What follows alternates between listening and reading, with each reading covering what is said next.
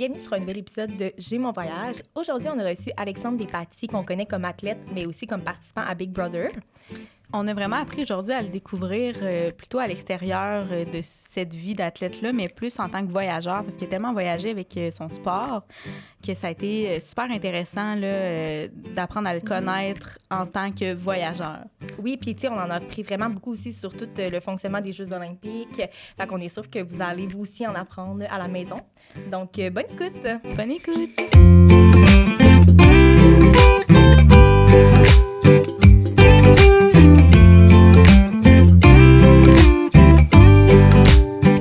Salut, merci d'être venu nous rencontrer aujourd'hui. Ça me fait plaisir. On est vraiment contente de te recevoir et t'aies accepté notre invitation. Oui, bien, je suis content. Puis c'est un voyage pour vous de venir à Montréal. Oui, donc, grand merci d'être venu me rejoindre ici. On est dans la thématique, là. Oui, exact.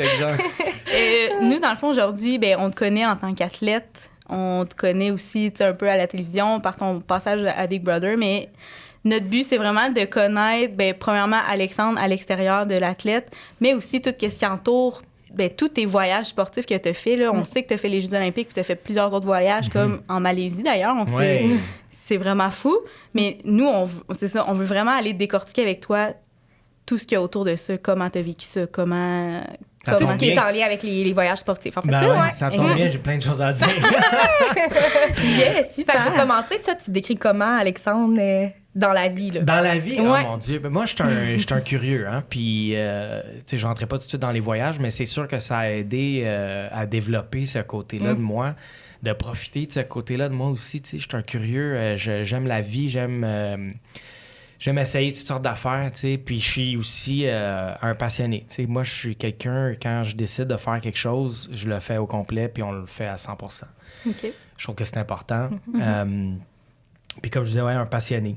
Tu sais, quand j'aime beaucoup, beaucoup quelque chose ou quelqu'un ou quelque part, ça paraît, ça se sent, puis je me donne du plus que j'ai à donner, là, tu sais. OK.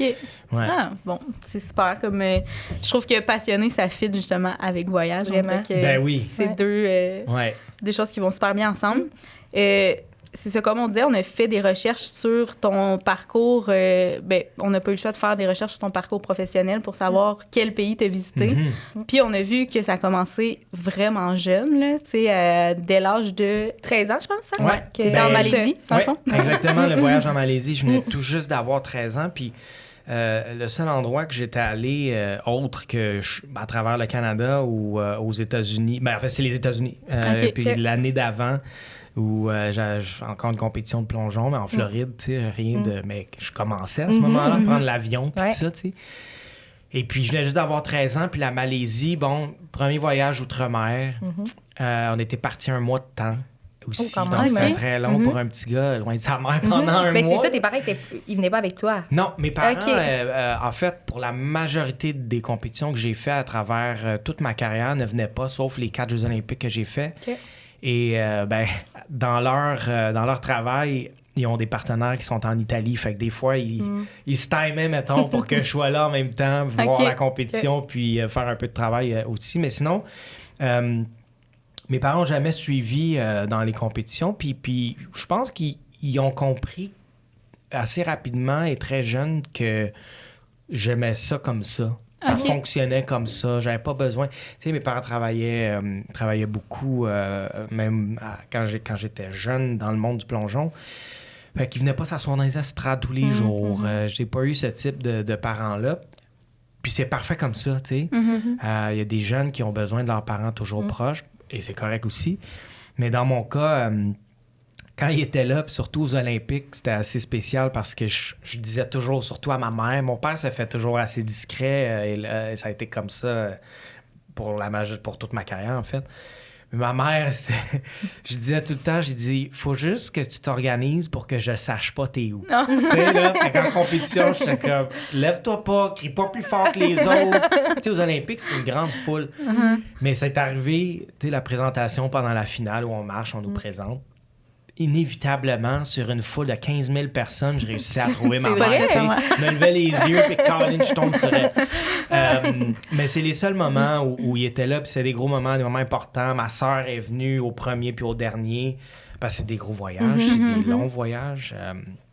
Mais c'était le fun aussi, tu sais, qu'ils pouvaient mettre une pause sur leur vie professionnelle, venir voir un peu ce qui se passait mais dans mettons, ma vie en Malaisie, à 13 ans, quand tu as su que tu partais, tu sais, c'était ton premier grand voyage, ça t'insécurisait pas de savoir que t'es... Non, au début, non. À un moment donné, tu t'habitues, c'est correct, mais au début, ça devait être plus déstabilisant. Je me suis habitué très rapidement, dans le sens que le début, j'étais bien excité. On a eu un camp d'entraînement aussi pour cette compétition-là qui était quelque part en Australie. Et puis, donc, on a fait un petit bout là. Ensuite, on retourne en Malaisie. Puis, le début, tout était nouveau. Puis, tu sais, j'ai un méga choc culturel là, quand tu vas en Asie pour la première fois. Ouais. Surtout à 13 ans, quand t'es un enfant. Exactement. Là, puis, mais tu sais, j'étais super bien entouré par l'équipe. Les autres plongeurs et plongeuses étaient n'importe où autour de 19, 20 ans, 18. C'était des jeunes adultes, mais avec de l'expérience de voyage. L'équipe d'entraîneurs aussi. Tu sais, tout le monde s'assurait. J'étais un peu la mascotte de l'équipe à 13 ans, évidemment, mais tout le monde s'assurait que je sois correct. Puis, après, tu sais, le voyage a duré 1 mois. Après 2 semaines, c'est là que j'ai senti que, OK, là, je suis loin. Puis là, ça fait longtemps. Je mange pas ce que je suis habitué de manger. J'aime la bouffe, j'aime tout, mais cette routine-là commençait à devenir longue. Et puis, tu sais, là, j'avais besoin d'appeler ma maman, j'avais besoin de parler à mes parents pour me réconforter. Si on veut pas rassurer parce que j'étais bien, mais me réconforter. Fait que c'est sûr que ça a été une adaptation que j'ai dû faire très, très rapidement parce que la compétition arrivait pour moi à la fin du voyage complètement, tu sais. OK. Donc, entre tout ça, il y a eu quelques petits moments où, tu sais, fallait me remettre confortable. Puis, si, tu sais, la compétition était plus vers la fin, justement, de ce voyage-là, donc tout le long du voyage, c'est des entraînements que vous avez? Oui. Okay. On était en camp d'entraînement, comme je disais, en Australie. Puis, parce que quand c'est des jeux multisports comme ça, c'est long. Ça dure, je pense que les Jeux du Commonwealth, c'est n'importe où, autour d'une dizaine de jours. Fait qu'ils nous faisaient pas. Puis on est dans un village. Tu sais, on est un village construit pour nous, là. Donc, il n'y a pas grand-chose. En termes de l'équipe. Puis aux Olympiques, c'est pareil. Si ton épreuve est à la fin des Jeux, on nous garde ailleurs parce que le temps vient long assez rapidement dans le village. Un peu comme le début du voyage en Malaisie. T'es bien excité les 2-3 premiers jours, mais à un moment donné, t'as fait le tour très rapidement.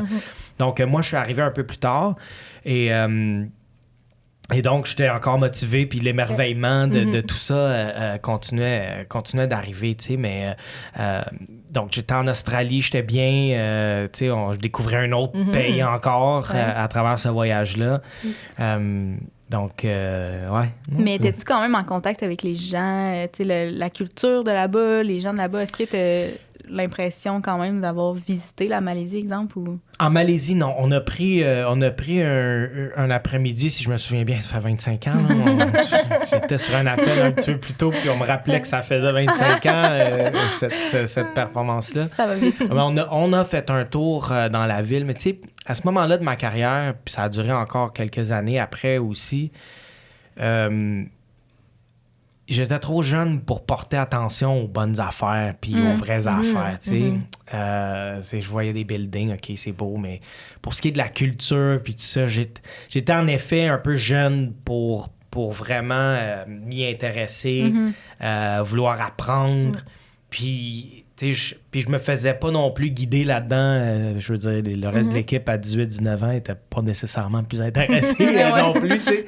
Puis, en même temps, c'était avant une compétition. On veut pas marcher trop longtemps. On veut pas... Tu sais, c'est ça. Puis ça va être répétitif dans bien des voyages que j'ai faits.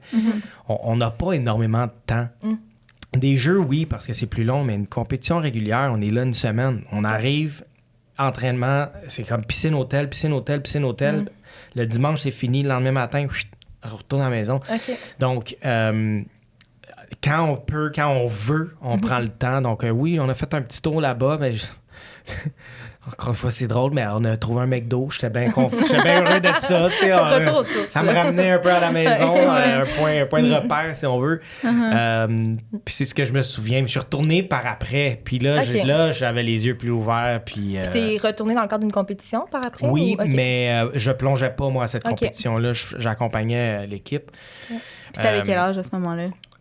J'étais plus autour d'une vingtaine d'années, là, j'ai l'impression, 22, 23, en tout cas début vingtaine. Puis j'étais dans un moment de ma saison à moi où c'était plus tranquille, mais l'équipe junior avait une compétition là-bas, puis je suis retourné dans la même piscine, au même endroit où moi j'ai gagné cette médaille d'or-là, donc c'était assez spécial. Mais encore une fois, avec des yeux beaucoup plus intéressés, puis beaucoup plus curieux, matures.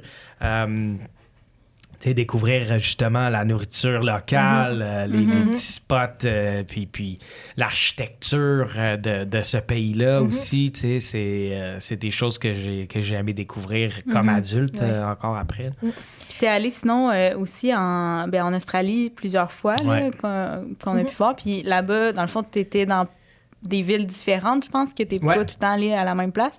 Puis encore une fois, est-ce que là-bas, t'es allé plus longtemps? C'était plus long qu'une semaine? C'était plus autour d'un mois? En fait, avec l'Australie, ce qui est le fun, c'est que je suis allé beaucoup de fois. Autour des Jeux de Sydney en 2000, on y allait beaucoup les années avant, donc autour de 98-19, en 2000. Après, les années après, on a continué d'y aller. Puis l'Australie était un bon point de départ pour des compétitions dans ce coin-là du monde. 2001, on est allé au Japon, on passe par l'Australie. On avait ensuite, autour de 2007, des compétitions à Melbourne, le Gold Coast, sur le bord, notre piscine était sur le bord de l'océan extérieur. Donc, j'étais assez vieux pour m'y intéresser. Melbourne, c'est ma ville préférée de l'Australie. Sydney, c'est spectaculaire. Mais j'ai aimé beaucoup Melbourne parce que ça me faisait beaucoup penser à Montréal. Le centre-ville sur le bord d'un canal, quand on y arrivait, tu vois toutes les bâtisses, mais on est par-dessus l'eau avant d'arriver, tu sais. Puis, encore une fois, une belle architecture qui ressemble beaucoup à ici. On n'est pas en Malaisie, on n'est pas en Asie du tout, là, mais...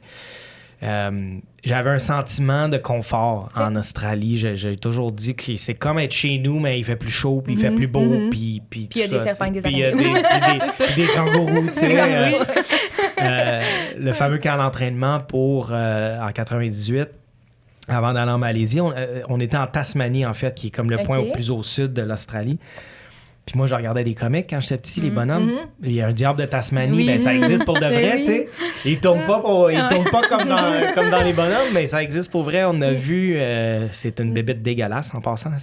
C'est très laid là, comme animal. Mais tu sais, c'est toutes des choses après que je me suis intéressé. Puis t'as quand même eu le temps de voir ça, de visiter ça.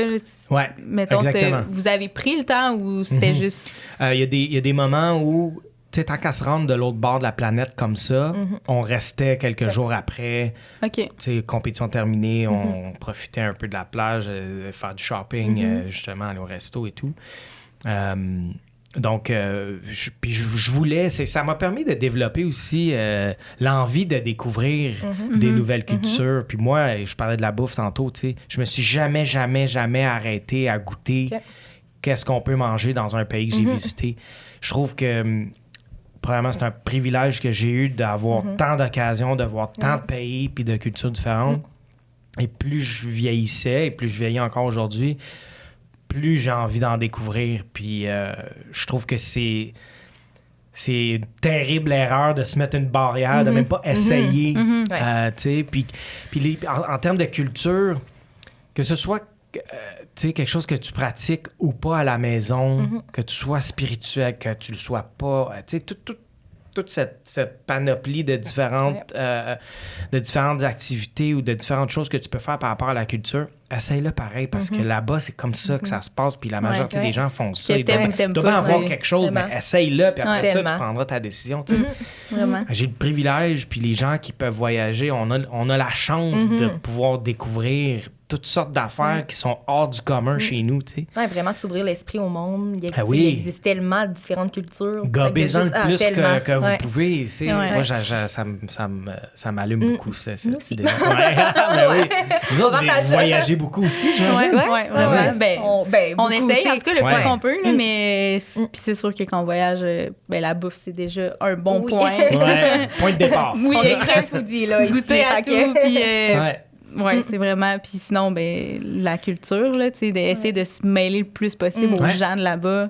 Puis idéalement, d'avoir des gens de où vous allez, ou, qui vont pouvoir vous guider là-dedans, vous accompagner là-dedans aussi. Ouais, c'est ça. Tu sais, de le vivre avec quelqu'un pour qui c'est le quotidien, puis qui mettent leur cœur, leur âme, leur personne là-dedans, c'est comme... Ouais, c'est pas encore mieux, plus le là. fun. Là. Ouais.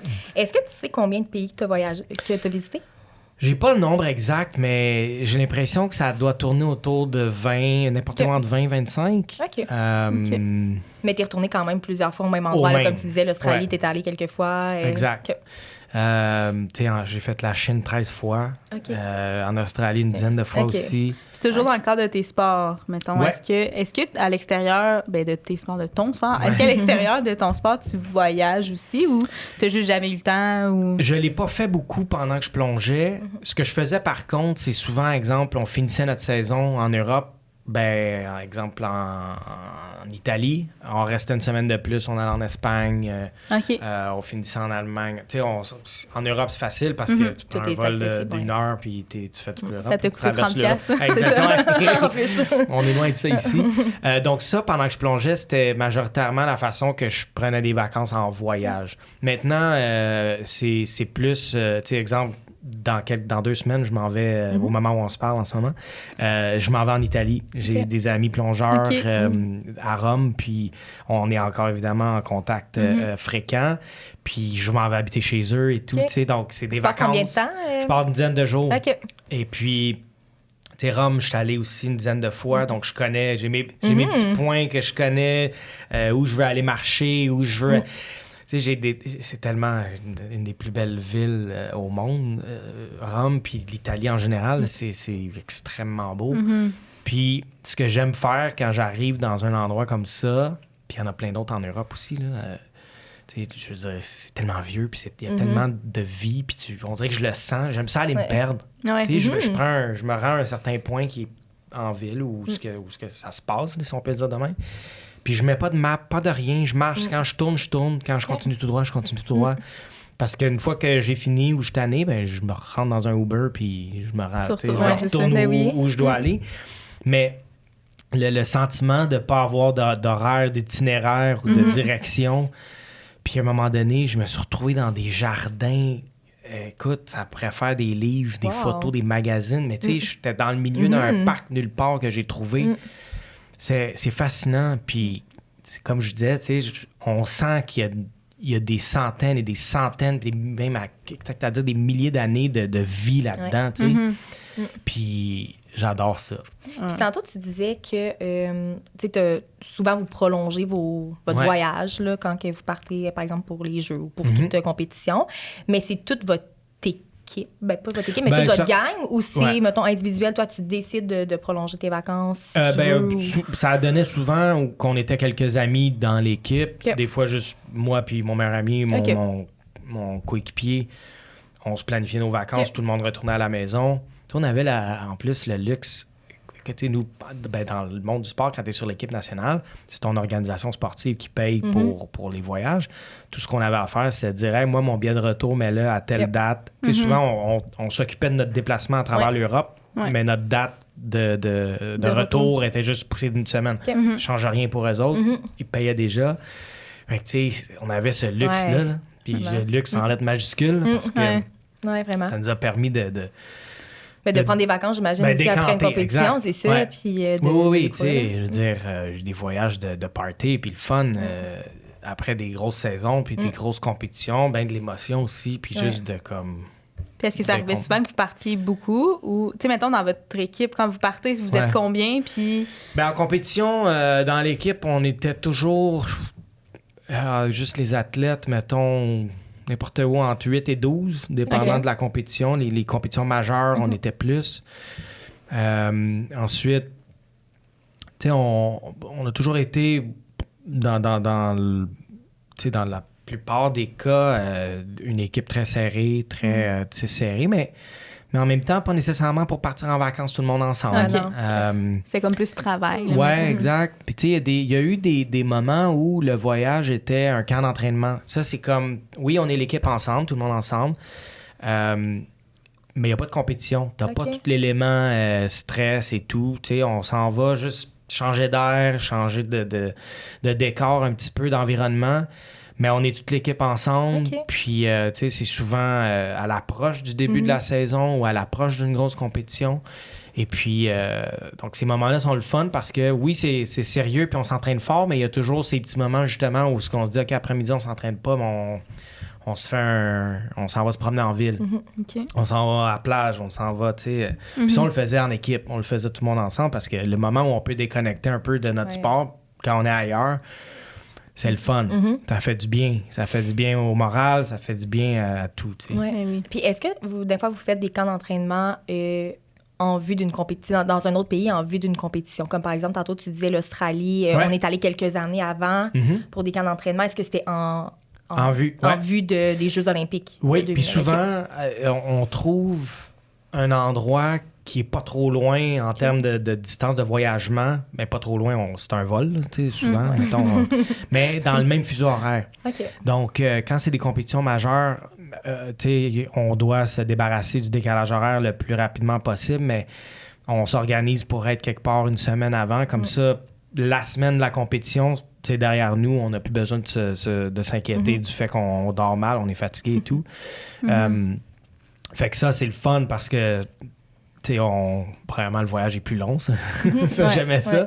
Mais dans un autre pays aussi, puis, tu sais... Mais en lien avec, justement, le décalage horaire, est-ce que tu trouves que d'aller t'entraîner ailleurs ou d'aller faire une compétition ailleurs a apporté une complexité à ton sport ou pas nécessairement? Tu sais, mettons, il y a le décalage horaire, oui, mais là, tu viens de dire, justement, vous arrivez une semaine plus tôt, fait que ça réglait cette Mais ça, c'est les compétitions majeures. OK. Souvent, on allait en Europe, on partait le dimanche, si on est chanceux, parce que c'est une journée de plus. Sinon, le lundi ou le dimanche soir, on arrivait le lundi, puis la compétition commençait le jeudi. OK. C'est très difficile. Parce qu'en 2-3 jours, là, l'Europe, là, c'est pas simple. Là, on s'habitue pas si rapidement. Donc, ce qu'on faisait, c'est qu'on arrive tôt le matin à destination. Je prends l'exemple de l'Allemagne parce que c'était toujours le plus douloureux, on dirait. Pour cette compétition-là en particulier. Là, toute l'Europe, c'est la même chose. Mais celle-là, pour une raison que j'ignore, c'était plus tough de s'acclimater. Et puis, tu sais, parce qu'on arrivait à l'aéroport, prendre l'autobus pendant 3 heures. Puis là, dès qu'on arrivait, qu'on est fendu en deux du voyage, là, tu sais, on allait s'entraîner tout de suite. OK. Pour, comme, rester réveillé. Puis 2, casser la fatigue tout de suite parce que si tu arrives en Europe puis à midi, tu t'en vas te coucher, t'es mort. Tu perds une journée complètement. Donc, on allait s'entraîner tout de suite. Et puis, rendu au jeudi, quand la compétition commençait, il y en a beaucoup qui n'étaient pas encore rendus. C'était pas optimal. Là. Donc, ça, c'est difficile. Mais en même temps, on est tellement... c'est un mot, c'est un anglicisme, mais on est tellement drillé à le faire. Puis quand la compétition commence, ben elle commence. Qu'est-ce que je te dis? Puis on est pas mal tous, à part les locaux, les pays qui sont tout près. Tu sais, tout le monde des Amériques, on vit la même affaire. Tout le monde qui arrive de l'Australie, de l'Asie, vivent la même affaire. Tu sais, ça fait que ça, c'était nivelé un peu pour tout le monde. Mais ça reste que c'était pas facile. Donc, pour ça que pour les compétitions majeures où les résultats sont encore plus importants que les compétitions qui sont un peu plus régulières, les résultats sont toujours importants, mais on prenait pas cette chance-là là, d'arriver quelques jours seulement de la compétition. T'sais, on met toutes les chances de notre bord pour être à notre meilleur. Puis, outre le décalage horaire, est-ce que tu voyais d'autres bémols, mettons, à faire une compétition à l'extérieur du pays ou pas nécessairement? Pas pour moi, mais la nourriture, ça a été un enjeu c'est un enjeu pour beaucoup d'athlètes. On faisait, moi, quand j'étais tout jeune, autour de la Malaisie, par exemple, en 98, on mangeait ce qu'il y avait, tu sais. Mais plus le temps avançait, tu sais, exemple, puis je le dis en riant, puis elles le savent, les filles dans mon équipe, tu sais, les Megan Dunfito, Rosine Fillon, Jen Abel, tu sais, les filles, là, ça menait tout un compartiment de leur valise de bouffe de la maison. Tu sais, des trucs simples, là, du riz, puis des collations, des affaires, parce que, dépendant du pays où on allait, ils savaient que pour être allé avant, non, ça marchera pas, tu sais. Donc ça peut être un enjeu, on arrive là, tu manges une nourriture que t'es pas habitué, ton système réagit pas, puis là, tu tombes malade, ça m'est arrivé. Pourtant, on était en Espagne, une des aventures, puis on a décidé un après-midi, justement, d'aller sur une montagne, il y avait un restaurant qui nous avait été recommandé, puis full bien mangé, 4 heures plus tard, Malade. Ça n'a pas fonctionné, non, l'affaire. C'était non. super bon sur le moment. C'était pas rien de très anormal non plus. On a mangé de la viande avec toutes sortes d'affaires. Écoute, ça m'a duré 3 jours, je pense. J'étais malade. Ah ouais, une Puis est-ce que tu as manqué intoxication quelconque. J'étais le seul. OK. Et puis, j'ai pas manqué la compétition, mais j'étais pas top shape, mettons. OK. Oui, j'étais un peu tout croche. Donc, C'est pas là que t'as passé dans le record Guinness. Non, pas du tout, non.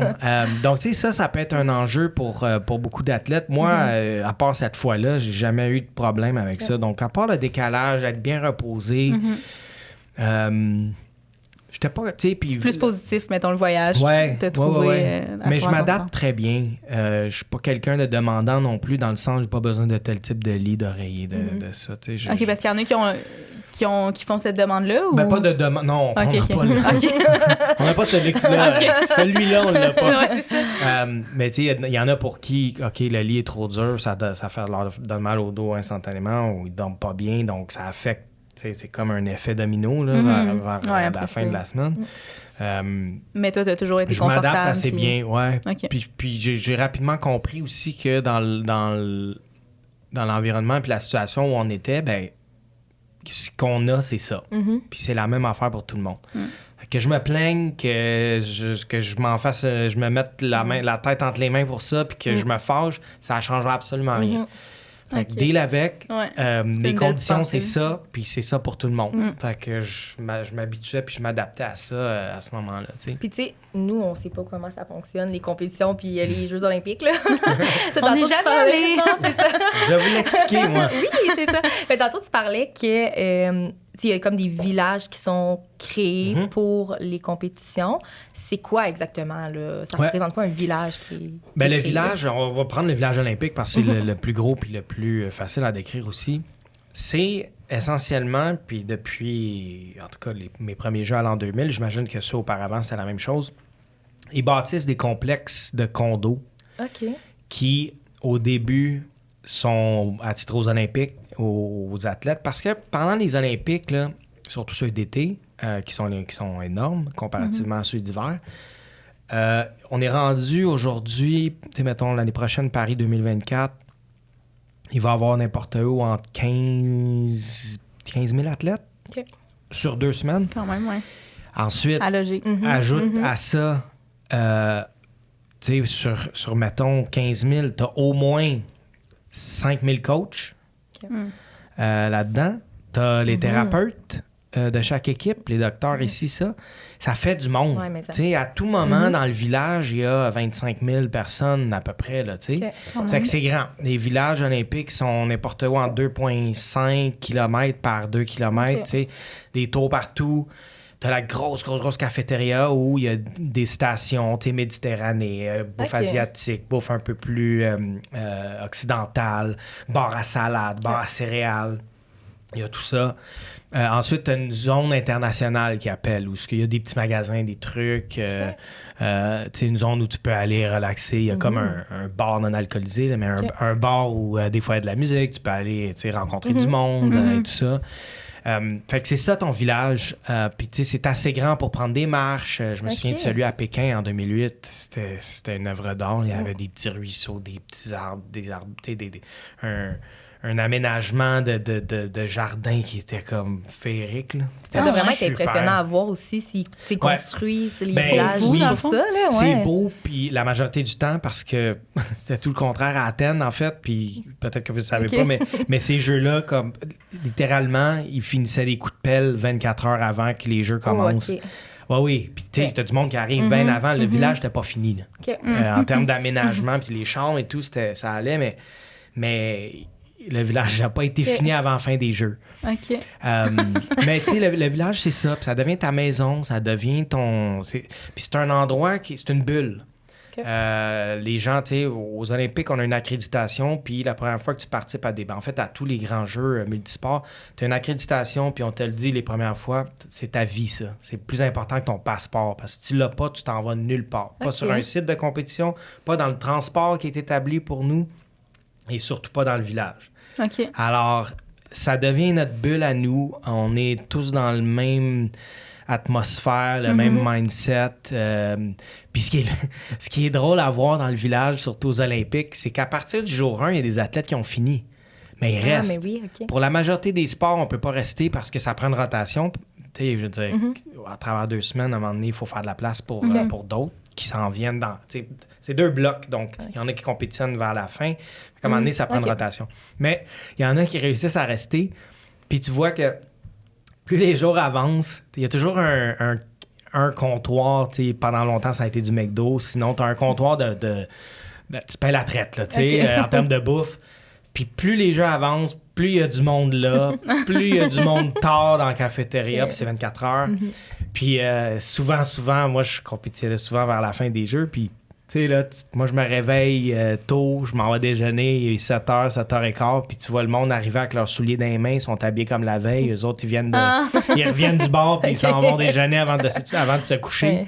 Fait que tu sais, t'as comme un gros paradoxe qui se passe, mais en même temps, personne n'est jaloux, personne, tu sais, on est content, puis on a hâte que ce soit notre tour.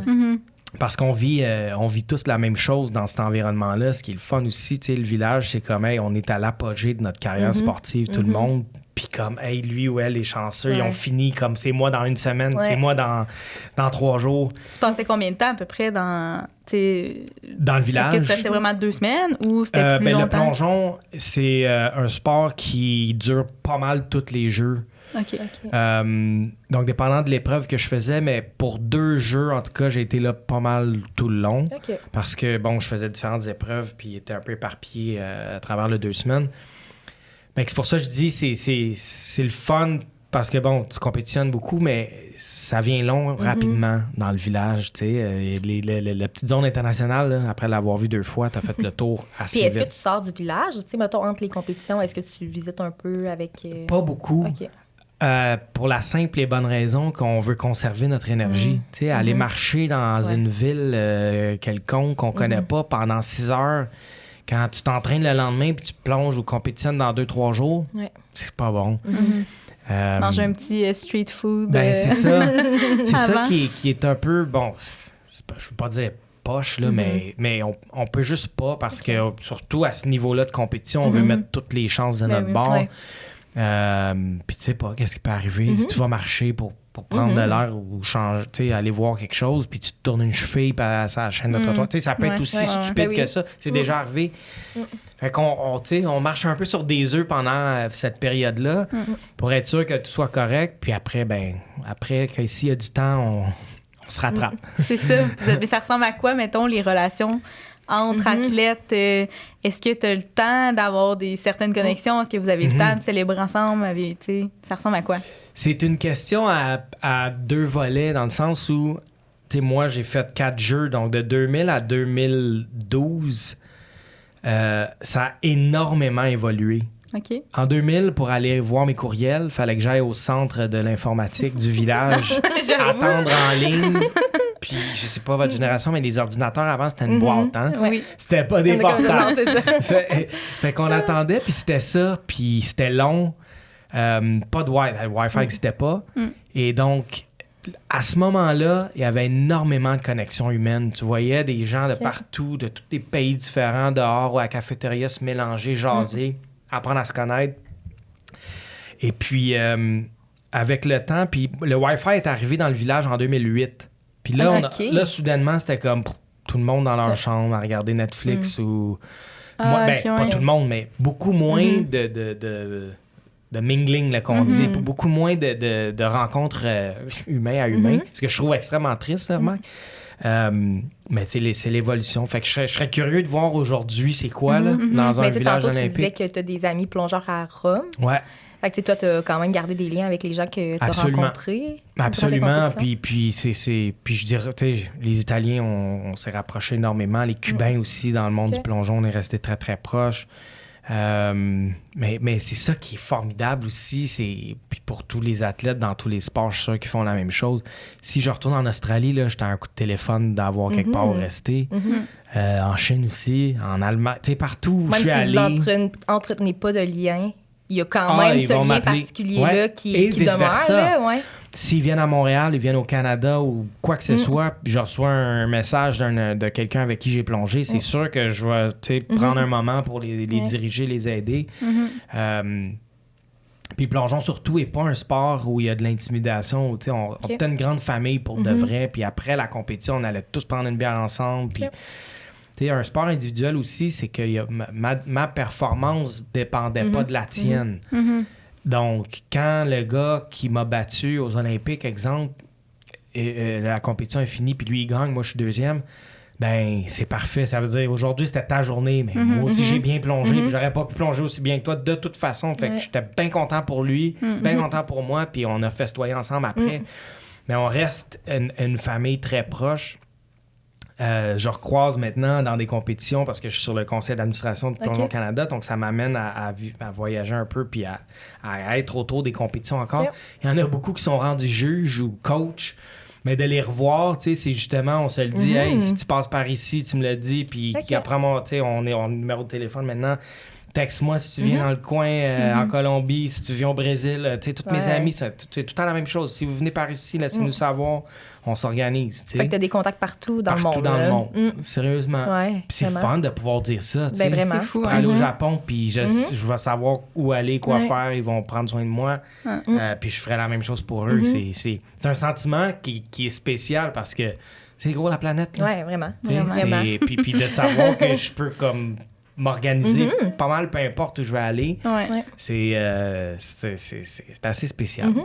Puis, est-ce que vous avez le temps d'aller voir les compétitions des autres disciplines? Oui. Dépendant aussi, je parlais de l'accréditation tantôt, là, des fois, tu n'as pas accès nécessairement à tous les sites de compétition, mais un certain nombre, oui. Et tu sais, ça peut être une aventure qui n'est pas demandante physiquement. Le transport nous amène directement. C'est pas un transport public, c'est juste pour nous.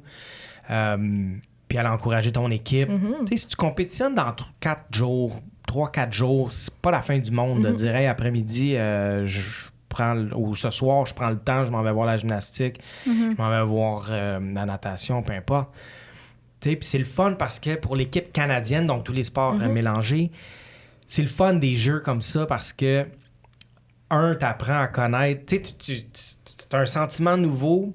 On est dans la même équipe, mais on fait pas le même sport, mais on est quand même dans la même équipe. Le même pays. Le même pays, puis on suit dans le village, tu sais, le compte des médailles. Oui, mais pas juste ça. On a une petite salle dans notre bâtisse à nous pour regarder les épreuves. Il y a parce qu'il y a une bâtisse pour les gros pays, chaque surtout. équipe, dans le fond. Ouais, tu sais, le Canada est majoritairement, même les Jeux d'hiver, un pays majoritaire. On a beaucoup d'athlètes. Tu sais, ici, on arrive avec une délégation de 200 athlètes, c'est énorme. Là. Fait qu'on a certainement une bâtisse à nous. Tu sais, les États-Unis en ont souvent deux. Parce que la Chine en a deux. Tous les athlètes sont logés là. Puis... C'est notre bâtisse à nous. Puis là, les petits pays, les petites délégations, bien souvent, bon, t'as 5 étages. Ils ont des petits bungalows ou des petites maisons mobiles. Mais tu sais, on s'organise. Tout le monde est au même niveau. Il n'y a pas genre il n'y a pas de penthouse, il n'y a pas de chambre plus luxueuse que d'autres. À Sydney, c'était des lits superposés. Moi, je venais juste d'avoir 15 ans, ça me dérangeait pas pantoute. Puis j'ai sauté sur le lit d'en haut, évidemment. Mais il n'y a pas de... C'est ça qui est le fun aussi, que je trouve qui est important pour l'humilité de chacun des athlètes. C'est de voir, exemple, un Usain Bolt marcher à côté de toi, prendre des photos avec du monde parce que c'est une superstar, mais... Il dort dans le même lit que nous autres, puis il mange la même bouffe, puis il prend le même transport pour y aller. Ouais, c'est un athlète comme les autres. Exactement. Puis avec le temps, il y en a eu des sportifs. Exemple, l'équipe de basket des États-Unis, ils appellent le Dream Team, c'est des joueurs de la NBA. Eux autres, je sais pas, je pense les Jeux d'Athènes, ils se sont loués un bateau de croisière pour habiter là, parce qu'ils voulaient pas être dans le village. Sauf, ils ont décidé une journée de venir visiter le village. Ben, tu sais, parce qu'ils savent, ça reste que c'est des stars. Fait que les autres athlètes, ils veulent prendre des photos, puis tout ça. Puis c'est pas tout le monde dans un environnement de compétition olympique qui veulent faire ça. Je pourrais en nommer, là. Tu sais, Michael Phelps, moi, je l'ai vu refuser des photos à du monde. Il était écœuré, puis ça ne tentait pas. Je comprends, Mané. Je comprends que ça m'étonne que dans le... Non, quand même, dans le village, les gens... Mais j'avoue que tu sois athlète, toi... ou pas, Ouais. t'es quand même impressionné de voir. C'est sûr, tu sais, moi, quand j'ai vu Roger Federer passer à côté de moi, Andy Murray, tu sais, les joueurs de tennis, puis, tu sais, oui, les gens prennent des photos, puis à un moment donné, quelqu'un est là avec eux, là, les stars, ils ont toujours quelqu'un avec eux, mais, tu sais, je veux dire, quand ils sont tannés, puis on comprend, parce que justement, le village est fait pour être notre bulle. C'est là qu'on peut être tranquille, on peut être nous-mêmes. Mais en général, c'est ça qui est le fun, c'est qu'on est tous au même niveau. Puis oui, t'es Usain Bolt, t'es un des plus grands athlètes. Michael Phelps, t'es le plus grand de tous les grands. Mais on mange la même bouffe, puis on dort dans le même lit, tu sais. C'est ça que Mais pas dans le même. Mais... Non, le même format, le même... ouais, exactement. Puis tu disais que, tu sais, à Sydney, mettons, vous dormez dans des lits superposés. Est-ce que, tu sais, les tours qu'ils construisent là, en vue des Jeux olympiques, après, ça devient des condos Exactement. qui vendent. OK. Ces condos-là, même, je crois, sont vendus d'avance. OK. C'est juste que les acheteurs savent que ce ne sera pas avant. Puis, parce qu'après les Olympiques, il y a les Jeux paralympiques qui sont toujours 2 semaines après. Donc, on réadapte le village pour les gens à mobilité réduite entre-temps, dans ces 2 semaines-là. Et puis, quand ça, c'est terminé, les Jeux paralympiques, ben là, ça prend, j'imagine, encore quelques temps. Il faut vider le village, on enlève la cafétéria, on enlève tout ça. Ça devient un espace où des bâtiments, des tours à condos un peu partout. Il y a toujours, pour être retourné dans des villes olympiques, il y a un réaménagement OK, t'es déjà retourné. Extérieur qui se fait. Là, on enlève les clôtures, tout ça, évidemment, il n'y en a plus. Mais tu habites dans un condo qui a été habité par des Olympiens. J'imagine que ça a une certaine valeur. Ben, c'est sûr. Je peux pas imaginer qu'ils capitalise pas sur ça là, dans la vente, là, peu importe le pays dans lequel tu es. Puis mettons dans tes autres compétitions où il n'y avait pas de village nécessairement, ben, en tout cas, ce que je pense, là, il n'y avait pas nécessairement de village, mais ça ressemblait à quoi? Vous habitiez où? Des Airbnb ou... 98% du temps, c'est dans des hôtels. OK.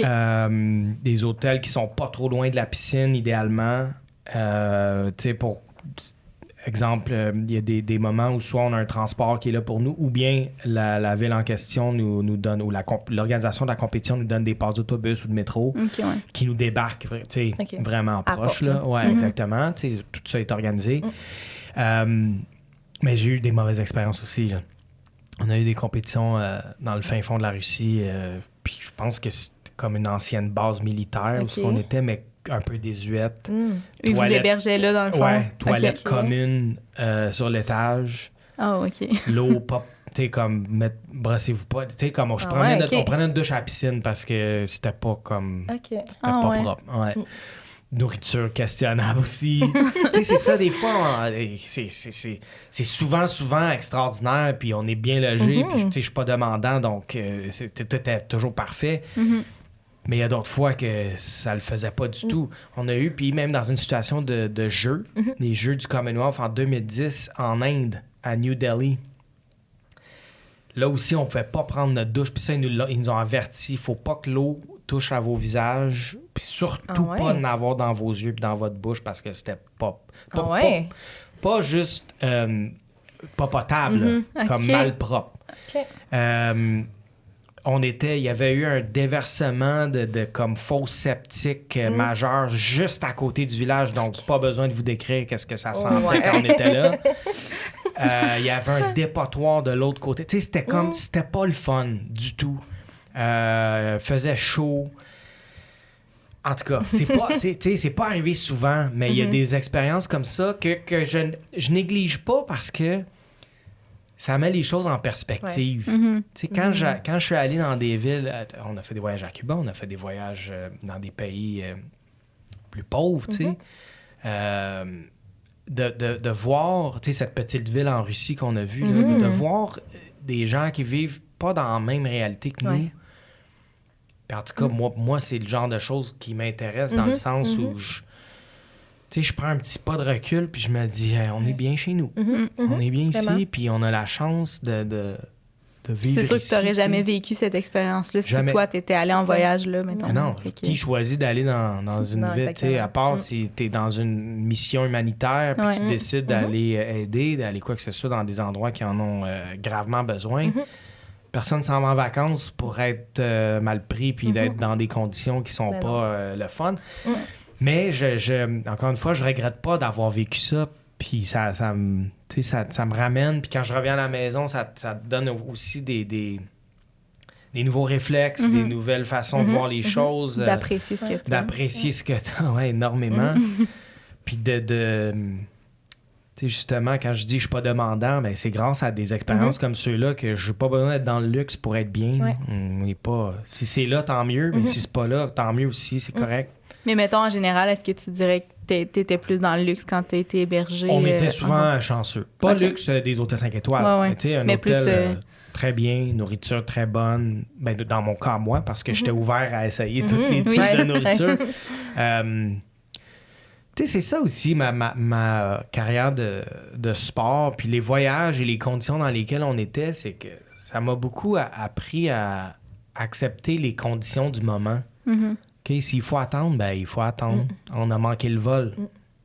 OK, c'est frustrant, mais qu'est-ce que tu veux qu'on fasse? On va attendre le prochain. Mais t'es pas stressé dans la vie nécessairement. Ben, j'ai non plus, appris à pas l'être. Parce que sur une équipe de, mettons, une quinzaine de personnes avec les coachs puis tout le monde, t'en as un paquet là-dedans qui se mettent à sacrer, puis ils deviennent tendus, puis c'est frustrant, puis il y a des moments... Puis pour avoir vu ça, je me disais, ça change absolument rien. Tu vas te drainer d'énergie. Ça sert à quoi? La situation, c'est ça. OK, parfait. Le prochain vol, il est quand? Bon, l'hôtel, on n'est pas confortable. Ça va durer une semaine. On s'en va à la maison après. La bouffe n'est pas bonne. Ça va être encore meilleur quand tu vas revenir à la maison. Tu sais, c'est juste comment tu l'abordes dans ta tête, puis juste pour essayer de gager puis de contrôler aussi ton humeur, ton énergie. Puis, tu sais, en même temps, ça travaille sur la résilience. Puis sur, hey, regarde, j'ai réussi à faire une extraordinaire compétition dans des conditions extérieures qui étaient moyennes. Puis des piscines, tu sais, on parlait de luxe, là, c'est pas toutes les piscines qui étaient belles et pratiques et des équipements à date, là, tu sais. Puis ça aussi, hey, on a réussi à faire ça dans ces conditions-là. Tu sais, c'est un petit velours de plus sur la performance qui est venu avec. C'est comme si ça augmentait encore plus ton excellence, là, j'ai le goût de dire. En tout cas, ma satisfaction de ma performance. Puis ça m'amène à dire aussi que, tu sais, dans la vie, puis je le dis souvent, accomplir notre objectif, accomplir ce qu'on voulait faire, quand on a travaillé pour, ça fait du bien. Puis ça c'est encore plus motivant. Parce que je n'ai gagné des médailles où je le savais que je ne m'étais pas assez entraîné. Je n'étais pas dans les meilleures conditions. Tu sais, j'ai réussi à gagner pareil, mais ces performances-là, pour moi, ne voulaient pas dire grand-chose. Tandis que quand je savais que j'avais mis les efforts, on a tout fait, parfait, t'es en pleine forme, et que finalement, tout s'est enligné la journée de la compétition, puis j'ai réussi à accomplir ce que je voulais, c'est juste meilleur. C'est plus ça goûte meilleur, tu sais. Puis ça va dans la vie d'aujourd'hui aussi. J'aime être préparé, j'aime travailler avant une émission, avant un gala, avant quelque chose que j'anime, peu importe ce que c'est. Quand tu sais que tu as mis les heures, puis que ça se concrétise, ça vaut juste un peu plus pour toi-même, là, pas nécessairement pour les autres, mais pour toi-même de dire... Ça reflète ton côté passionné, je trouve. Ben c'est ça. Puis je trouve que ça vaut la peine. Je reviens au début, quand j'ai dit, tant qu'à faire quelque chose, on va le faire comme il faut, puis on va le faire au complet. C'est moi arrivé, puis on va voir ce qui va se passer, puis c'est pas moi ça, je suis pas capable de faire ça, puis de toute façon, je suis beaucoup plus satisfait quand je le sais que j'ai mis l'effort pour. Puis que tu vois le résultat, puis que ça représente puis c'est vraiment ce que c'est exact, ça. Ouais, vraiment. Puis quand vous partez en compétition, je parle pas nécessairement des Jeux olympiques, là, mais vous le savez combien de temps d'avance que vous partez? Est-ce qu'ils sont prévus comme des années avant les compétitions? Des années, non, mais la fin de la saison, on sait quand on s'en va où l'année d'après. Okay. Puis une saison, c'est de quand à quand? En plongeon, en fait, la saison morte où il n'y a pas de compétition, c'est n'importe où entre... en tout cas, dans mon temps, je sais pas. Chez moi, aujourd'hui, je pense que ça a changé un petit peu. Des fois, ils ont des compétitions avant Noël. Mais sinon, là, notre dernière grosse compétition de la saison était toujours maximum au mois d'août. OK. On prenait un peu de vacances. Puis, début septembre, on recommençait à s'entraîner. Puis on avait un solide 4 mois juste d'entraînement. Puis à partir de janvier, ça déboulait jusqu'au mois d'août. OK. Des fois, on partait pour 2 compétitions à la fois, donc un voyage de 2 à 3 semaines. Sinon, majoritairement 1 semaine. Des fois, 2 compétitions de suite, mais dans un pays différent aussi. Fait que tu passes, mettons, on va aux États-Unis. Des États-Unis, on s'en va en Australie de l'autre bord. Puis après ça, tu sais. Puis comment tu trouvais ça de partir souvent de chez vous? En début de saison, c'était toujours super excitant. Puis là, à la fin, on est tanné. Ouais. On est fatigué. C'est la fin de la saison aussi. On est fatigué de toutes les manières, là, physique, psychologique, émotionnellement aussi, dépendant des résultats pendant cette saison-là. Mais sur les 4 mois qu'on voyage pas, après 2, c'est comme... On dit que j'ai hâte de partir. C'est toujours... On est éternel insatisfait, là, mais aujourd'hui que je voyage moins, maintenant que c'est plus complexe à cause de l'horaire, puis j'ai juste moins de temps pour partir, c'est la chose que je m'ennuie le plus. OK. D'être sur la route. Parce que aussi, c'était tout le temps un rassemblement de notre gang, de notre famille de plongeon, tu sais. Puis quand la saison commençait, puis ça faisait longtemps qu'on s'était pas vu, t'as toujours la première, deuxième journée, même si c'est tes bons amis, il y a comme un petit moment frileux où on réapprend à se connaître tranquillement. À la fin, c'est des grosses caresses, puis on va s'ennuyer. Puis des fois, c'était comme on se voit dans 2 semaines. Tu sais, ça, c'était le fun aussi. On retourne chez nous, chacun de notre bar, mais on se retrouve dans 2 semaines ailleurs, dans le monde. Donc, c'est définitivement ce que je m'ennuie le plus. Le plongeon comme tel, quand ça a été fini, c'était fini. Je suis capable d'être sur le bord d'une piscine à regarder d'autres plonger puis pas vouloir être sur le tremplin non plus. Puis ça, je trouve que c'est une chance incroyable parce que je connais d'autres athlètes qui ont pris leur retraite de leur sport puis ça fait des années puis ils sont encore... ils s'ennuient encore, tu sais.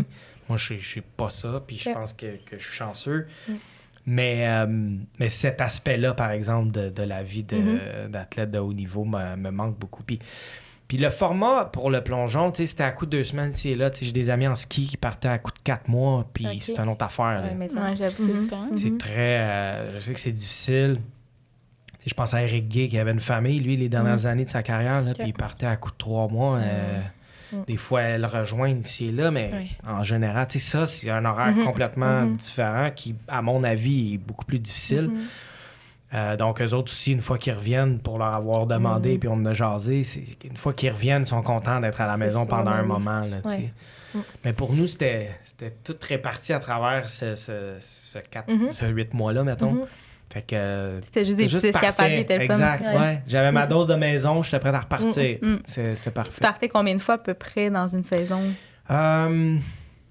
Une bonne saison, c'était une dizaine de compétitions. Peut-être, tu sais, puis des fois, il y en avait au Canada, c'est moins loin, on voyage moins loin. Tu as toujours 2 championnats canadiens par année. Donc là-dedans, tu sais, ça, on le comptait pas vraiment comme des voyages. Mais une dizaine de compétitions dans l'année, là, dans 8 mois, ça fait pas mal. Oui, vraiment.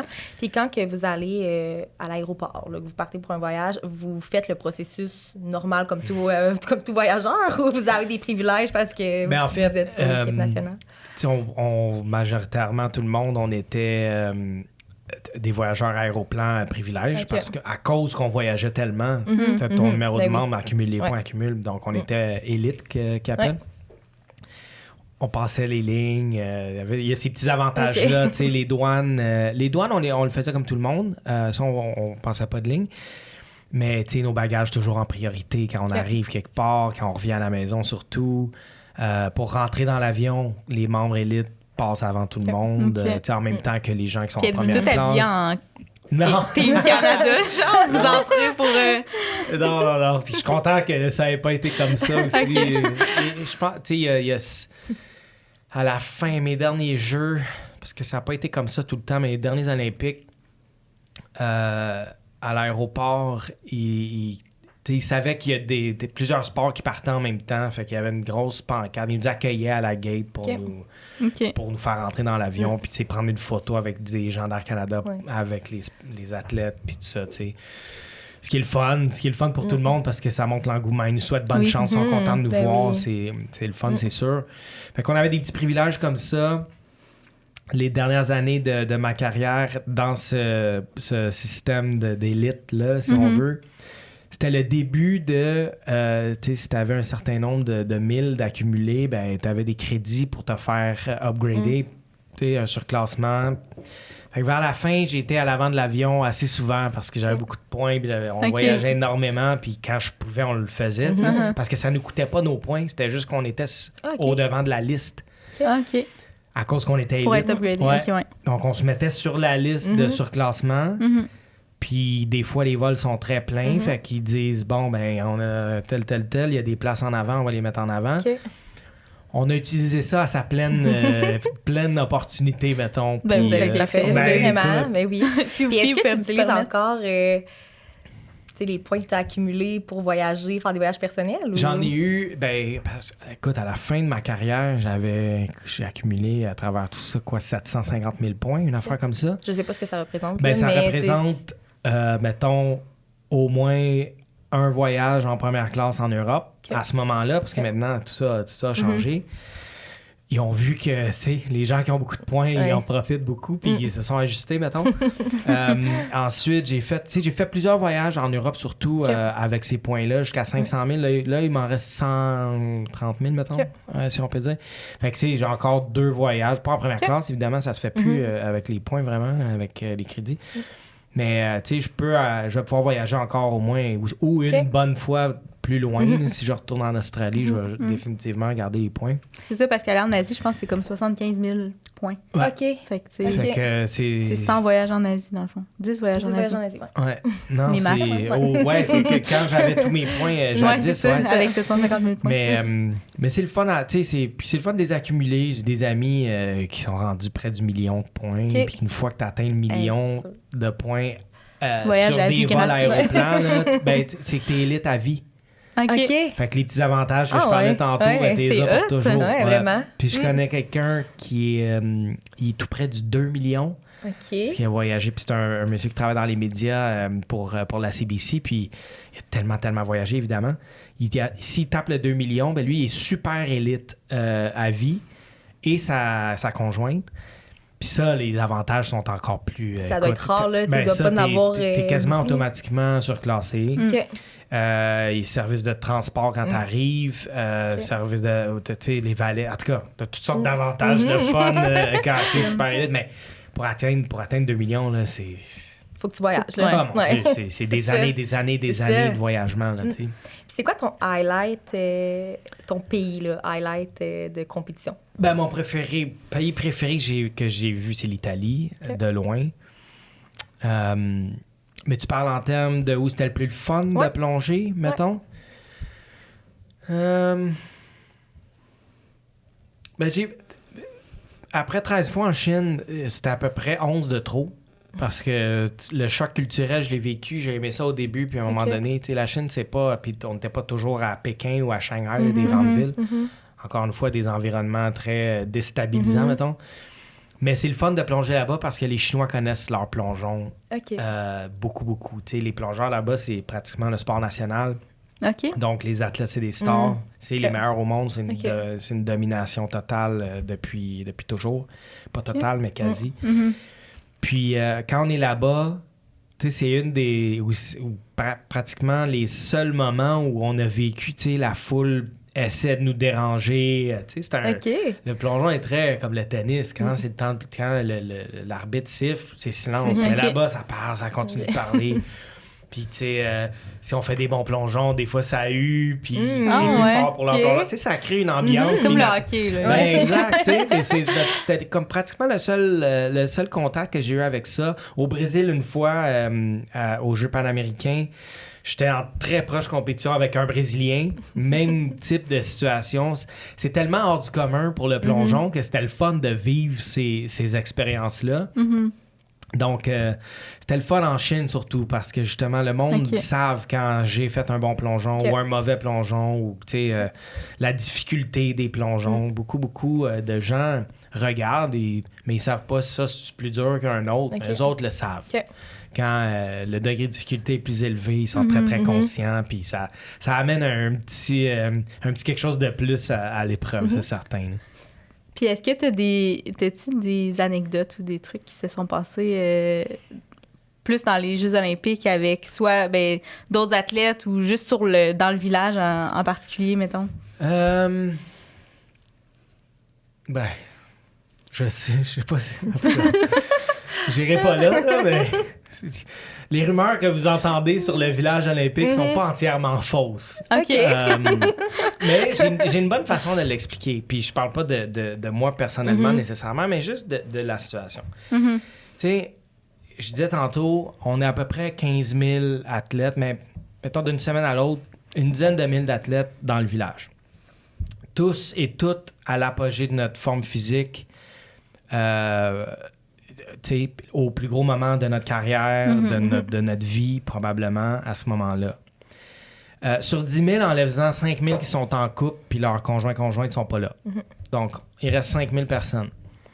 Après ça, enlève-en 1000 ou 2000 qu'eux autres, ils veulent rien savoir, sont concentrés sur leur compétition, puis après ça, veulent s'en aller chez eux. Ils veulent rien savoir de faire la fête ou rencontrer du monde ou quoi que ce soit.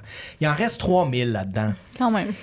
Qui viennent de vivre le plus beau moment, le plus grand moment, beau pas nécessairement, mais le plus grand moment de leur carrière. Ils sont en pleine forme, puis là, c'est le temps de faire le party avec toutes sortes de gens, des milliers d'autres athlètes qui vivent la même affaire que toi. Fait que c'est très propice au rapprochement. Aux rencontres, à s'amuser. Tu sais, ça peut être très vraiment positif. Là, absolument. Il y a des couples qui durent, là, qui se sont faites comme ça. Là, c'est fou. Oui. Puis des fois, comme de différents pays. Ça existe, ils sont dans le même sport, mais ils viennent d'un pays différent. Mais ça a donné que cette fois-là, ils ont fini ensemble, puis ils sont encore ensemble, puis ils ont des enfants, puis tout ça. Fait tu sais, pour les gens de l'extérieur, c'est drôle, mais pour nous, c'est comme, on va profiter de ce moment-là, on est ici, puis c'est on va vrai peut-être que vous connectez tellement, dans le fond. Oui, on a cette grosse affaire-là qui est les Olympiques en commun, tu sais. Fait que seul vous pouvez comprendre. Si tu le vis pas, tu comprends pas. Là. Exactement. C'est pour ça que nous, on trouve toujours ça drôle de se faire poser cette question-là. Parce que c'est vrai que nous, on l'a vécu puis on le comprend d'une façon complètement différente. Sauf que dans le village, tu dis qu'il y a comme un petit bar, pas d'alcool. Est-ce que c'est là que vous festoyez ou mettons, il fallait que vous sortiez pour... On sort du village. Puis avec l'accréditation, pratiquement tout le temps, les bars locaux, les clubs, les ça, comme... Dès que t'as ça, c'est genre, venez-vous-en. On vous accueille à bras ouverts. Puis c'est vraiment une carte, là. Tu montes. C'est comme un genre de passeport que tu montes. C'est une passe. On a notre photo, puis là, t'as comme différents petits chiffres qui donnent tes accès dans le village ou les différents sites de compétition et tout. Puis c'est scanné. Tu peux pas... C'est pas facile à copier, là. C'est comme un peu... tu peux pas... Un passeport. Comme un passeport. Un passeport, exactement. Tu sais, il y a toujours un petit truc en arrière là, qui fait qu'elle est authentique. Mais il y a une, puis dans une ville qui vit les Olympiques, il y a une atmosphère extraordinaire, même autour, là, en dehors du village, dans la ville, dans les restaurants, dans les bars, les magasins. Fait que c'est sûr que ça crée des moments puis des situations où on a du fun, puis personne, il n'y a pas de chicane, il n'y a pas de... c'est le fun, c'est...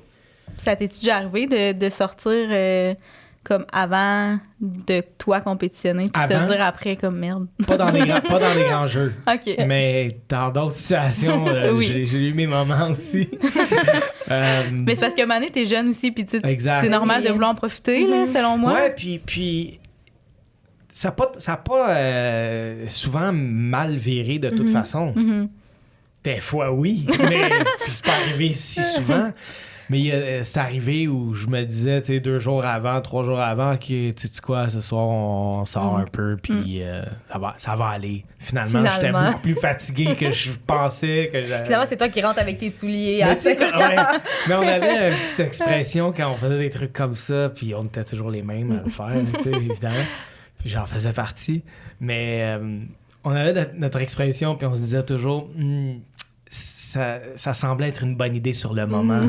Tu sais, on se dit quand t'es dedans, là, comme le party commence à pogner. Ah non, c'est correct, check, je vais avoir tant d'heures de sommeil. Après ça, demain, petit entraînement, puis je vais me sentir comme ça, on va manger. Après ça, une bonne nuit de sommeil, puis là, je vais être rétabli. Mais c'est tout le temps ces soirées-là les meilleures en plus. Ah oui, on a du fun, mais à quelques reprises au détriment de la compétition. Est-ce que ton coach s'attendait le lendemain pour... reprendre ça avec toi ou... Non, on essayait d'être discret. J'ai une bonne anecdote. Par rapport à ça, j'en ai une très, très bonne. Puis j'ai le doute qu'il écoute le podcast. Avec tout le respect que je vous dois, là, mais c'était un ancien coach qui était beaucoup plus vieux. Puis on était un camp d'entraînement. C'était pas la compétition directement tout de suite. Une chance. Parce que moi, mon coéquipier, partner in crime, là, si on veut. OK. Puis nos amis d'Angleterre, encore des amis que je suis très, très, très proche aujourd'hui. Puis on se tient au courant de nos vies. Puis là, on est à ce camp-là. Et puis, on réussit dans l'hôtel à mettre la main sur des bouteilles de vin puis tout ça. Mais moi, j'étais pas si vieux à ce moment-là. Puis, je suis capable de faire le party. Mais les gars avaient beaucoup plus d'expérience que moi. Étaient beaucoup plus vieux. Je vais laisser ça comme ça. Fait que moi, évidemment, j'essaie de suivre. Puis la soirée avance, puis elle avance, puis elle avance. Puis je suis. Puis, anyway, à un moment donné, je finis par me coucher. Mais le lendemain, on s'entraîne. Et là, j'arrive à la piscine, puis ça va pas, là. Tu sais, là, un hangover, mais un vrai, là. Ouais. Puis là, je pâle. Puis là, j'arrive. Puis là, j'essaie de m'activer, parce que des fois, juste de s'activer, ça... Tu commences à dégriser, puis si tu fais le mieux, ça va mieux. Mais je m'activais pas. Puis rien qui se passe. Là, à un moment donné, mon coach vient me voir. Il dit, t'es-tu correct? Je dis, ben oui, je suis comme un peu mal au ventre. Je dis rien de plus que comment je me sens. Une petite intoxication. J'ai un peu mal au ventre. Je sais pas. J'ai mal dormi. Je le dis pas, mais en tout cas. Fait que là, il dit, ah ouais. Il dit, voyons, on était en Grèce. Il dit, t'as-tu bu l'eau du robinet? Puis là, je le regarde, je suis comme, ben ouais. Tu sais, là, il prend panique, tu sais. Je sais pas s'il savait quand même. Puis, en tout cas, panique. Puis là, on était, nous, les Anglais, dans le gym où on se réchauffait. Il y avait une équipe, était-tu russe ou biélorusse, en tout cas. C'était une autre équipe aussi qui était là. Là, il se lève les bras et dit, tout le monde, il faut arrêter de boire de l'eau du robinet à l'hôtel. Il est malade, tout ça. Puis tout le monde savait. Là, je te dis, là, t'en as 2 dans le coin, 3 dans le coin qui se mettent à comme rigoler. Les autres sont comme, OK, peu importe. Là, on n'avait pas de docteur d'équipe canadienne, mais les Anglais en avaient une. Il me dit, va y parler. Tu lui dis, quand tu te sens, t'as bu l'eau, t'attaques. Fait que là, la madame qui connaît très bien les gars de son équipe aussi, elle me pose une couple de questions. Ouais, je dis mal au ventre, un peu mal à la tête aussi, OK. Elle dit, t'étais-tu avec Tony puis Peter hier? Je dis, ouais. Elle dit, prends du Tylenol puis tu iras te coucher cet après-midi. Tu sais, c'était là, elle le savait tout de suite.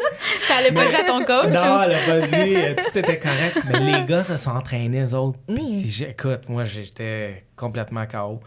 Puis, tu sais, l'expérience, ils ont des fight through, tu sais, ils se sont entraînés, ils ont tout fait. Fait que c'est très drôle, on en rit encore aujourd'hui. Fait que, mettons, vos coachs, ils mettent pas de petits tapes sur vos portes pour savoir si vous sortez, là. Non, vous êtes comme... non. Non, parce que, tu sais, c'est occasionnel, des situations comme ça. On reste très discipliné, surtout les compétitions d'envergure, évidemment. Parce que c'est pour vous aussi que vous le faites, ben là, oui, tu sais, fait qu'à un moment donné... Puis surtout que plus on vieillit, puis on n'est pas vieux, mais plus on vieillit dans le sport, c'est plus difficile de partir la machine le matin, peu importe. Fait qu'on essaie de pas... C'est sûr que si tu veilles plus tard la veille, ça va avoir des répercussions sur plusieurs jours. Là. On essaie de pas rendre ça encore plus difficile dans ces situations-là. Puis mettons, peut-être, dernière petite question, est-ce que tu as l'impression dans ta vie d'avoir voyagé ou tu as l'impression d'avoir plongé dans le monde? Tu sais, je sais pas si tu vois C'est une bonne question. J'ai certainement eu l'impression d'avoir vu le monde, d'avoir vu la planète, tu sais, puis pas nécessairement de la façon la plus libre. Puis je dis ça dans tout le sens positif du terme, c'est juste qu'on n'avait pas tant de temps, puis on n'était pas nécessairement dans des situations où on pouvait découvrir et visiter. Mais si ça a fait quelque chose, c'est me donner le goût de continuer à voyager, puis d'encourager ceux qui sont un petit peu frileux, qui veulent pas, qui ont plus peur de prendre l'avion ou de partir, ou ça, c'est comme, faut sortir de chez nous, puis voir s'ouvrir les horizons, puis découvrir d'autres choses, puis apprendre sur toi-même dans un environnement qui n'est pas chez vous. Tu sais, faut faire ça dans la vie, c'est primordial. Puis non seulement ça, c'est le fun. C'est le fun. Vraiment. Vraiment. Et on prend une pause pour la Minute Podies. Aujourd'hui, on va parler de la technologie des écouteurs. C'est des écouteurs qui ont vraiment beaucoup de fonctions tactiles qui permettent, en fait, juste avec ton doigt, de changer une chanson, retourner à une avant, prendre un appel, raccrocher. Tout ça de ton écouteur. Puis dans le fond, chaque écouteur a 2 micros, donc c'est vraiment parfait quand tu fais un appel, justement. C'est sûr que la personne à qui tu parles au téléphone t'entend super bien. Puis l'autre chose aussi, c'est qu'il y a un indice de protection IPX6. Ce que ça veut dire, c'est que les écouteurs sont résistants aux éclaboussures. Donc, tu peux marcher sous la pluie, courir sous la pluie, puis... Suer beaucoup. Suer beaucoup. Donc, il n'y a vraiment pas de problème pour utiliser tes écouteurs, là. C'est ça, sous la pluie. Donc, pour... On vous invite à aller sur le site de podis.com en utilisant le code GMonVoyage10 pour obtenir 10% de rabais sur ta nouvelle paire de Podis. Et pour terminer, on fait toujours un This or That avec nos invités. C'est bon. Mais avant, on veut t'offrir une paire d'écouteurs d'un de nos commanditaires, Podis. Vous êtes bien fin, fine. C'est une compagnie québécoise. Ouais. C'est des vraiment bons écouteurs. Ouais, vraiment. Hey, merci. Ouais. Ben, ça fait merci, plaisir. Podis. Oui. Merci, Podis. Ben, c'est ça. Merci, Podis, d'avoir été vraiment Vraiment. gentil de donner des écouteurs à nos Vraiment, invités. vraiment. Hey, Puis nous, on les j'apprécie adore, beaucoup. là, pour vrai, les écouteurs. J'ai hâte on est sûr d'essayer que tu vas ça. les aimer. Tu nous en donneras des nouvelles. Ben, absolument, c'est certain. Dès demain matin, je vais essayer ça. Je prends des marches le matin maintenant. ça va être justement. parfait, ouais. J'aime ça prendre l'air. Promis, j'essaye ça. Est-ce que tu es prêt pour le This or That? On y va. Camping ou hôtel? Hôtel. C'est ce qui était le J'ai plus expérimenté. pensé, mais j'ai en fait jamais fait de vrai camping. OK. Parce que je préférais les hôtels. OK. mais je ferme pas la porte. Peut-être un jour. Ouais. Plage ou forêt? Ah. Encore une fois, pas fait assez de forêt. Alors la plage, mais cette porte-là est définitivement grande ouverte. De plus en plus ces temps-ci en plus. OK. Backpack ou valise? Valise. C'est Ça, bon. c'est un ferme. Ouais. C'est affirmé. Même pas d'hésitation. Planifié ou improvisé? Planifié. OK. Mais je suis prêt avec quelqu'un qui est habitué d'improviser.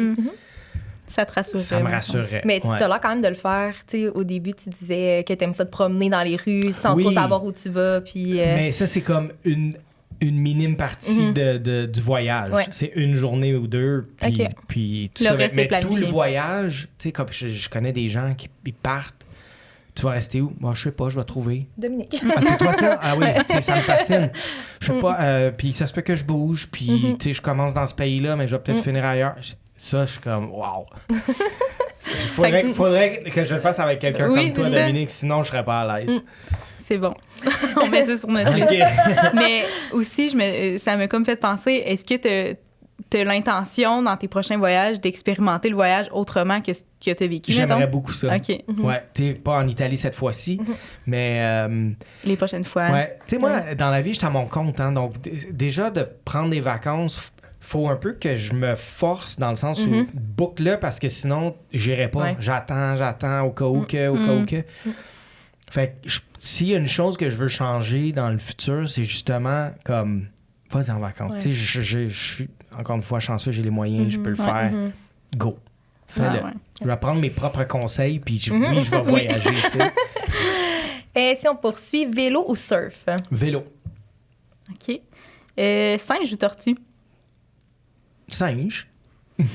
Désert ou architecture? Architecture.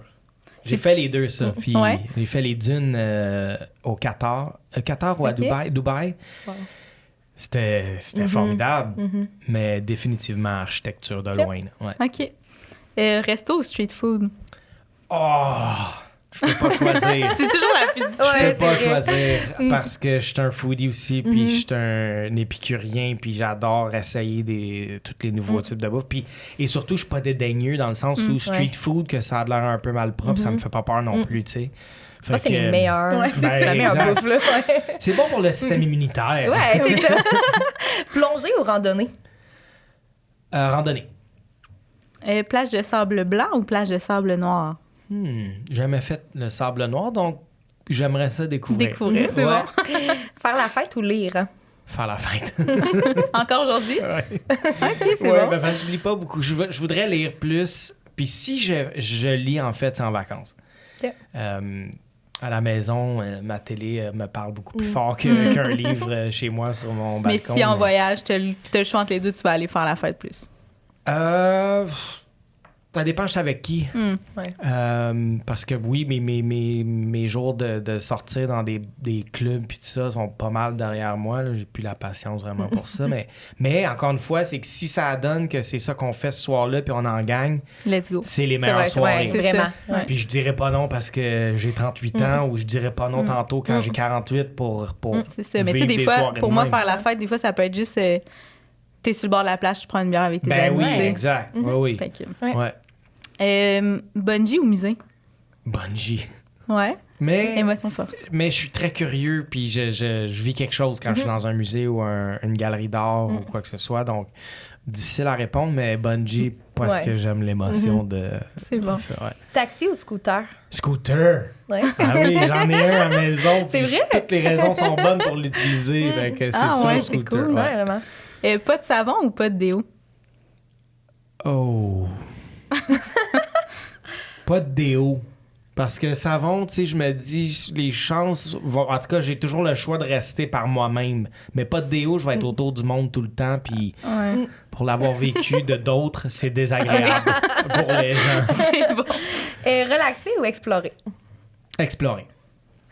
Grande ou petite ville? Oh! C'est difficile à répondre. Tu sais, parce que pour être allé à New York, j'adore la jungle que c'est. Tu sais, ils appellent ça la jungle de béton. Là. J'adore ça, mais en même temps, tu sais, on dirait que, mettons, une petite vie de rêve, pour moi, c'est dans un petit village de rien, puis t'as ton boucher, ta boulangerie, puis il y en a juste une, là, c'est comme la même pour tout le monde. Ouais. Tu sais, ça, c'est un peu paradisiaque aussi. Là. Fait que les deux. Les deux, ouais. Merci, vous êtes fine, on a le droit de choisir les deux. C'est on va faire une exception. Pour toi, okay. Voyager avec ton partenaire ou tes amis? Ben, j'ai pas de partenaire, fait que mes amis. Okay. Ouais. T'as-tu déjà voyagé avec... Oui. OK. Oui, puis c'est... les fois que c'est arrivé, c'était des voyages très relax. Okay. C'était bien de la plage, puis quelques petites aventures, genre des montagnes, aller monter quelque chose, ou après ça, c'était resto, puis on fait rien. Là, on était rendu là à ce moment-là. Europe ou Asie? Europe.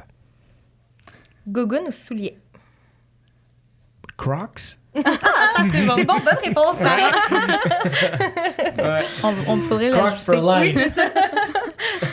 Puis dernier, Jeux olympiques ou championnat du monde? Oh, ça dépend lesquels. J'avoue. Ouais. Mais en général, mettons. En général,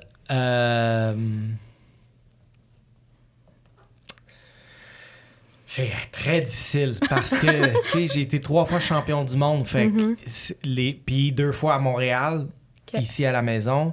Ça, c'est le plus beau moment de ma carrière. Puis les Olympiques sont comme un demi-centimètre derrière parce que j'ai eu la chance et le privilège de gagner 2 médailles aussi. Donc, je dirais, selon ce que je vous viens de dire, championnat du monde, parce que c'est là que j'ai vécu les plus belles émotions de toute ma carrière. Oh, c'est bon. Ouais, belle réponse. Ouais.